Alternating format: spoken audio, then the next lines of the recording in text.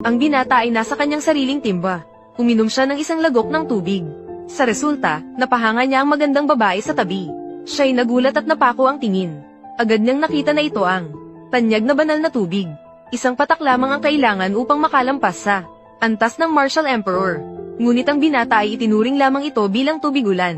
Kahit na ginamit pa ito sa pagdidilig ng mga gulay sa bakuran. Dahil sa matagal na siyang nanatili sa bundok, wala siyang pakialam sa mundo. Talagang hindi niya alam na siya ay may likas na katawang immortal.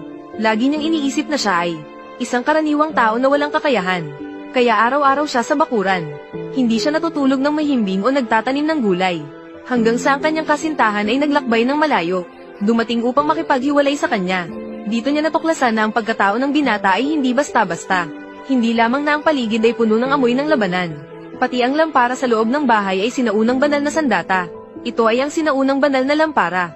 Ang panghukay na pala ay tunay na palako na naghati sa langit. At maging ang patungan ng damit ay pamalong nagpapakalma ng kaluluwa. Agad siyang inakusahan ng binata na nagtatago ng kanyang kakayahan. Maliwanag na marami siyang sinaunang banal na sandata sa bahay. Ngunit kailangan pa niyang magpanggap na isa siyang magsasaka. At ang binata ay may nangingitang kalituhan sa kanyang mukha. Agad siyang tumayo at nagsimulang magpaliwanag. Ngunit sa mga sandaling iyon, ang mga banal na sandata sa loob ng bahay ay biglang naipakontrol lahat niyan. Ang kasintahan ay nagulat at naisip na parang wala sa sarili. Wala siyang masabi. At ang binata ay nag-isip na siya ay interesado sa kanyang pang-ayos ng damit, kaya naman nagpasya siyang gawing regalo ito para sa kanya. Nang makita ng kasintahan na napaka-generous ng binata, agad niyang sinabi na hindi na siya umatras sa kanilang kasal. Ngunit ang binata ay matigas na hindi pumayag. Sa harapan ng lahat, pinunit niya ang kasulatan ng kasal. Sa katunayan, narinig niya noon mula sa nakatatandang kapatid na babae, na siya ay may 6 na kasintahan. At bawat isa sa kanila ay mula sa mga kilalang pamilyang may kapangyarihan sa mundo ng martial arts. Kung sakaling malaman nila na siya ay isang magsasaka, tiyak na lahat sila ay aalis sa kasal. Kaya't ang binata ay matagal nang naghanda. Gayunpaman, nang pinayuhan niya ang babae na bumaba na ng maaga, ay bahagya lamang na hinawakan ng kamay. Ngunit nagresulta ito sa dahilan ng babae, na makalagpas sa antas ng langit, kaya't sa pagkakataong ito, anuman ang mangyari, ayaw na niyang bawiin ang kanilang kasunduan sa kasal. Nang ang binata ay naghahandang tumanggi muli, sa kabutihang palad, dumating ang nakatatandang kapatid na babae, at lumapit siya. Sinabi niyang sila ay may magandang kapalaran, na hindi dapat palampasin. Pagkatapos ay pinabuhat siya ng isang karga ng prutas at gulay, upang ibenta sa Imperial Hotel, para kumita ng kaunting salapi para sa kasal. Ay nako, naloko ako. Sa ganitong mataas na antas ng hotel, paano naman magkakaroon ng bibili ng gulay dito? Ngunit hindi niya alam na, dito ay may nagaganap na auction. Isang karaniwang halaman ng libong espiritu, ang nagbigay daan sa mga mayayamang pamilya, na mag-awayin ng labis. At ang mga bagay na ito, ay madalas na makikita sa mga taniman ng binata. Mukhang malapit na itong maging pinal na desisyon. Agad siyang tumakbo papunta roon. Ang mga tao sa lugar na nagtatanong kung mayroon bang problema sa kanilang isipan. Tao mula sa baryo, ano ang ginagawa mo dito? Akala ko ay dadalhin ko lang ang ilan sa mga prutas at gulay para ibenta. Hindi ko inaasahan na kayang ibenta ninyo ang halaman na ito sa halagang 100 bilyon. Kayo ba ay isang organisasyon ng multi-level marketing? Nagpapaangkin ka. Kailangan natin pag-usapan ang tungkol sa halaman. Buksan mo ng mabuti ang iyong mga mata at tingnan ng malinaw. Tinatawag mo itong halaman. Iyan ay isang walang kapantay na kayamanan ng sinaunang pamilyang Wang. Paano? Gusto mo bang mamatay? Sinasabi ko, kayo ba ay na-brainwash na, tulad ng ganitong halaman? Sa aking hardin sa bundok, isang kuha, marami, at ibebenta pa sa halagang 100 bilyon. Kung hindi yun panlilin lang, ano ito? Ito ang halaman ng libong espiritu ng sinaunang pamilyang Wang. Hindi mo ba ako isinasama ang 5 malalaking pamilya, o hindi rin isinasama ang sinaunang pamilyang Wang sa iyong paningin? Ngayon ay agad kang lumuhad at humingi ng tawad. Kung hindi, mamamatay ka. Talagang may problema ka. Ang mabuting puso ay itinuturing na walang kwenta. Maniwala ka o hindi, pupunta ako sa iba para magbenta. Sino ba yan? Kung gusto ay pwedeng dumating, kung ayaw ay pwedeng umalis. Narito na si binatang Wang Shanhei. Sa tingin ko, hindi mo masyadong pinapansin ang ating pamilyang Wang. Malugod naming tinatanggap ang pagdating ni binatang Wang. Saan nanggaling ang mga taga-Bukirin? Anong antas ito? Kasama ko sa isang kwarto. Huwag magalit, binatang Wang. Siya na. Nauna kong nabanggit sa iyo. Ang basurang nakababatang guro mula sa Qingfeng Academy. Nasa loob siya ng inyong 5 pangunahing pamilya. Hindi pa siya ganap na dumarating na manugang. Wala siyang kahit anong kasanayan. Tunay ngang siya ay isang basurang tao. Tama. Siya nga, isang cute na nagbubungkal ng lupa, umaasa sa proteksyon ng Qingfeng Academy. Matapang na tumanggi sa paghihiwalay ng aming 5 pangunahing pamilya. Ngayon, matapang pa ring gamulo sa auction. Ito ba ay hindi pagpapahalaga sa aming 5 pangunahing pamilya? Tinuturing bang walang halaga? Maliwanag na hindi pinapansin ng sinaunang mga pamilya. Binatang Wang. Tama ang sinabi ng tatay ko. Sa ngayon, buong Yanzhou. Sino ang hindi nakakaalam? Ang pinakamagandang dalaga ng aming 5 pangunahing pamilya. Siya ay manugang ng sinaunang pamilyang Wang. Siya ay iyong babae. At siya, isang napakababa na tao. Nang ahas na makipagsabayan sa liwanag ng buwan. Higit pa rito, tinawag pa niyang mga damo ang halaman ng 1000 espiritu. Gaano siya katalo sa kapal ng mukha. Sa kanyang mga pagkakasala, nararapat siyang parusahan. Oo, maging si Wang Shanhe ay humarap na. Bakit hindi ka pa nagmamakaawa at lumuhad? 2 kamay na inaalok ang kasulatan ng kasal na nakasulat sa dugo. Kung hindi, si Ginoong Wang ay tutugan. Hindi na siya magiging magalang sa iyo. Kaya't gusto mong umatras sa kasal, tama? Ngayong araw, dapat talikuran ng kasal na ito. Pero, ako ang umatras sa kasal sa inyong 5 pamilya. Gusto mo bang umatras sa kasal sa amin? Ikaw, isang taong bukid. Patay na ako. Naghanap ng kamatayan. Ama. Ang Golden Dragon ay nagpoprotekta. Ang taong bukid na ito. Paano siya magkakaroon ng proteksyon mula sa Golden Dragon? Li Hibay. Alam ko na. Nanlilinlang ka, tama. Anong 5 pangunahing pamilya? Anong sinaunang pamilyang Wang? Tila ito ay isang pyramid na organisasyon. Talagang kahanga-hanga. Sa pamamagitan ng kasulatan ng kasal na nakasulat sa dugo, nagpakitang baliw at nagmamagaling. Ikaw nga, sobrang walang hiya ka talaga. Ginoong Wang, ikaw, ano ang ibig sabihin nito? Anong gintong dragon ang nagpoprotekta? Anong Diyos? Kundi isang kasulatan ng kasal na nakasulat sa dugo, automatikong nagpoprotekta sa mayari lang. Magandang pagmasdan ninyong lahat, nasaan man sa kanya ang kahit kititing. Amoy ng pagsasanay sa laban. Para sa akin, para sa aming sinaunang pamilyang Wang. Ang kasulatang kasal na ito na nakasulat sa dugo, hindi ito karapat-dapat pag-usapan. Ngunit ikaw na walang silbi, ang gumawa ng gulo sa aking auction. Agad kang huminto at magpatira pa. Putulin ang iyong 2 braso. Huwag kang masyadong mangapi. Sinasabi ko sa iyo, ikaw ang nagbenta ng halamang ito, na nagkakahalaga ng 100 bilyon. Hindi ko na ito masabi. Ang halamang 1000 espiritu na ito, ay sa aming pamilyang Wang. Itinanim sa sinaunang banal na sandata na Chen Kunpan. Sa loob ng 1000 taon, nag-absorb ng sinaunang espiritu. Ito ay pagmamayari ng aming pamilyang Wang. Yaman ng aming lahi. Ikaw ay naglakas loob na ulit-ulitin ang panghihiya. Mamatay ka sa akin. Sandali lang. Ikaw ang nagbenta ng halamang ito ng 100 bilyon. Ito ay kayang ibenta ng 100 bilyon. Ang mga ito kung sako ng mga kamote, na walang halaga at merkado. Anong basura, na kayang ikumpara sa aming halamang 1000 espiritu? Nakita ko. Tian Longshen. Ito ay talagang ang alamat na Tian Longshen. Ano? Sinasabi nyo, ito ay umiiral lamang sa Shanhaijing, na maaaring mabilis na, taasan ng kanilang kasanayan na Tian Longshen.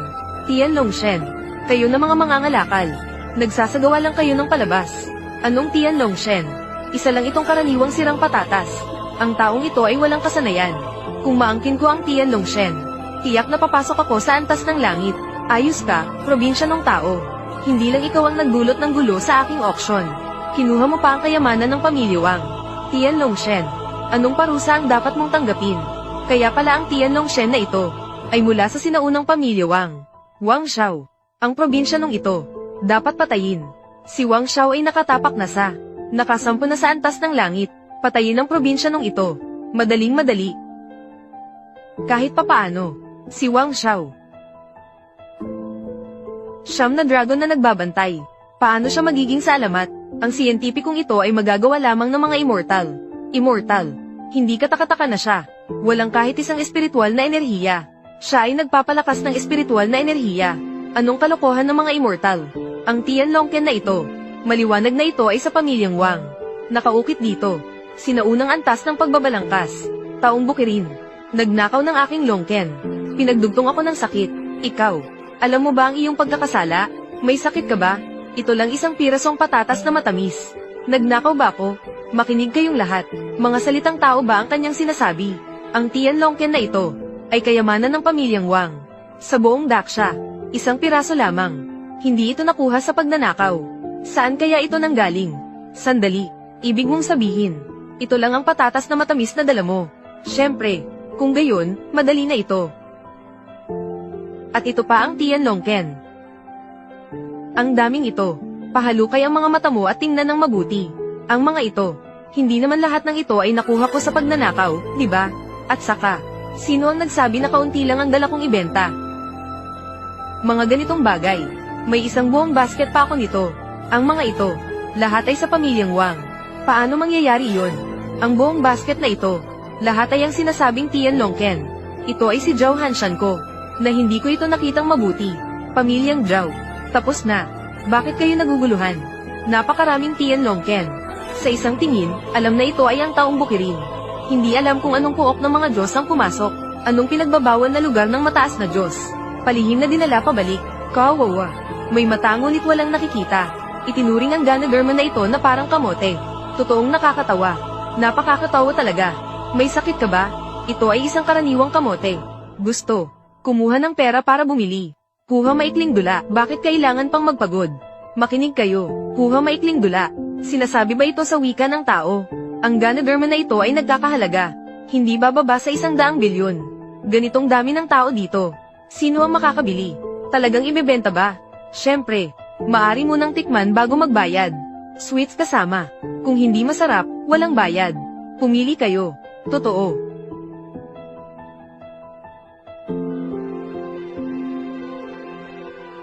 Huwag, huwag, huwag. Ang pagkain nito ng hilaw ay maaaring magkasakit. Wala pang bayad.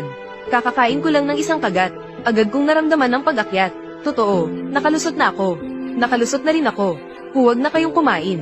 Nakalusot na rin ako. Lahat ay akin. Huwag na kayong kumain. Ako ay mula sa pamilyang Wang.